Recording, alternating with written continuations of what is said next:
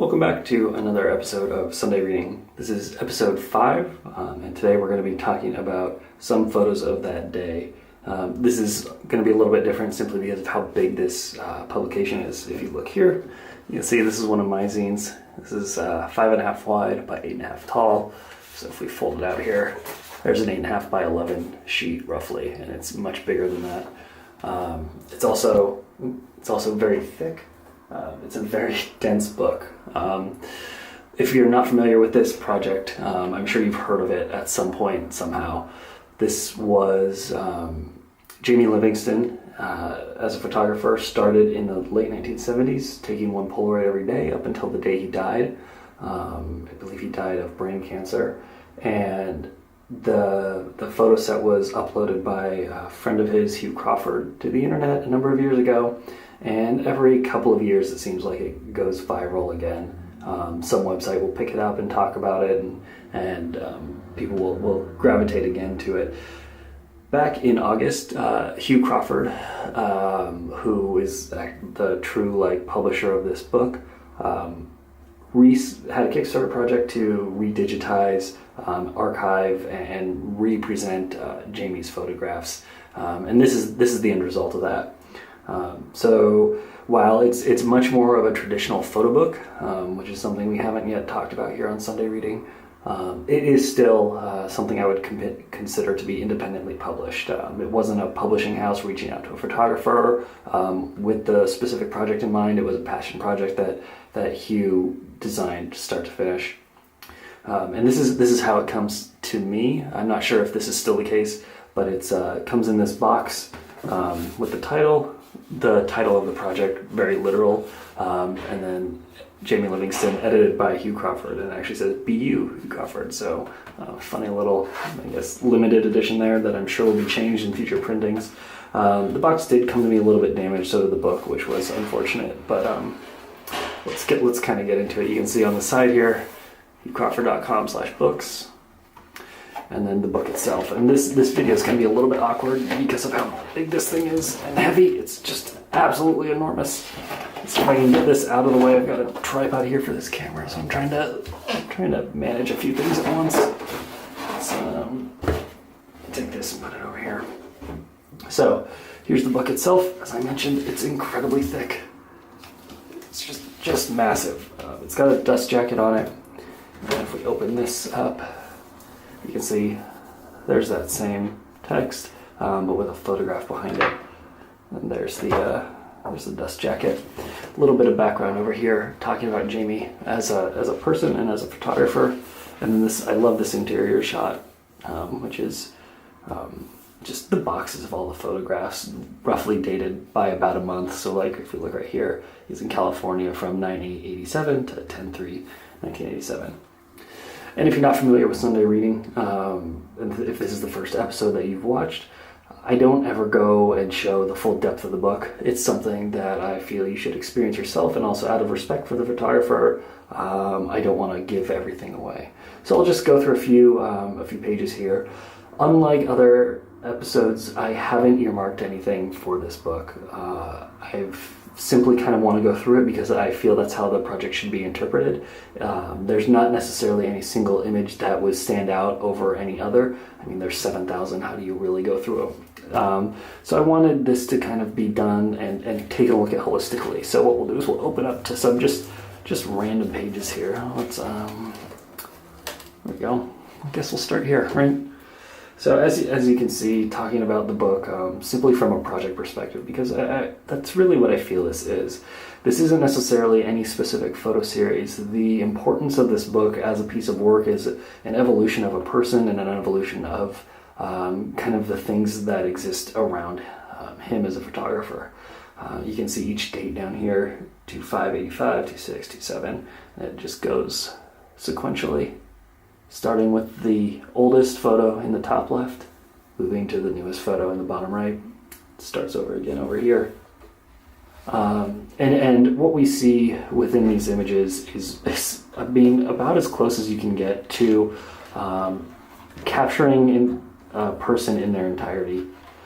This was a conscious decision made daily by Hugh. I pulled this one up because this is the photograph that was taken on the day I was born, August 5th, 1987.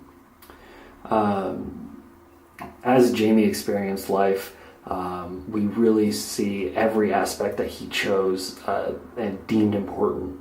And I think that's really the crux and the ethos of this book. It's how do you really quantify or qualify every single moment within a day and present it as being a worthwhile component of your day, and how do you get it so that it speaks to really the best portion or the best aspect of your own life. And then I'm going to jump forward a little bit as we go along. I know I've kind of been rambling incoherently here, but the reason I'm doing this is because as we think about this project in terms of someone's life, and as we think about fatalities, really, we move into the 90s here. This is 1990, the end of 1993 going into 1994. So this was the first photograph he took in 1994. Last photograph in 1993. I'm going to assume this is a New Year's party of some sorts. It looks like people are cheering, and he's been spending a lot of time with friends. And I mean, that's what I really find so interesting, is that unlike other photo series, I mean, if we were to take this photograph, for example, if you can't quite see it very well on the screen, it's a person holding up, looks like a piece of furniture, and then they've got a car. They're probably loading something up, taken as a single frame, or even put within a series of images that are similar to that for any given reason. It's giving a very curated message that's distinct to the photographer. So the photographer is presenting the photographs that they want to see. In Jamie's book here, what we get is a much wider context. So using this last photograph of 1993 as a reference point, we know that he's with people, and we know that he's with people he's close to, because we can go back in time here and we see someone mooning some other people, hanging out with friends, and then over here it looks like family. Keep going back, we see Santa Claus, we see, so we're still in the holidays. Again, more pictures, there's a Christmas tree, more pictures with friends, more pictures with family. And then yet, as we move further back in time, outside of the holidays, the photographs become less consistent in that regard. This looks to be much more like a stranger, someone he may not have known, like a street photograph, and individual events compared to the completion of some of the stuff that happens as the holidays progress and as he spends more time with people that he's close to. And then as we kind of look even more towards the future, I'm not sure of the exact date where he's diagnosed, but the photographs really start to change as we move forward in time. Here we are in 1996. Let's see if we can just get this. Yeah, so here's kind of what I wanted to get to. So we can see he has medication that he's taking regularly. This is in August of 1997. So here he is with more pills, more pills. Here's Jamie in the hospital. We have a lot of photographs where he's in the hospital as he nears the end of his life.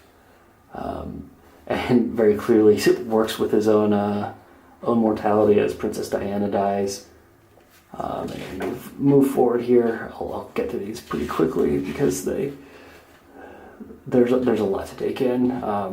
More pills that he's taking, more pills. Here he is back in the hospital now.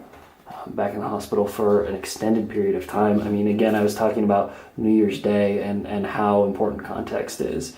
And we can see here, it's like he's in the hospital for just about a week. And an engagement ring is right here. I believe he married his longtime girlfriend at this point, just as he's ending his life. And he is still in the hospital. And then we get to the very end. And the final picture, I mean, I'm struggling to say stuff now. It's a photograph of him. I mean, that's it. That's all there is. And these last few images, I mean, he gets taken to the hospital in an ambulance. And then what really changes within these last five are that the photographs were not taken by him. he was still alive. He had someone photographing his life for him, but he didn't have the ability, I assume, to do it himself.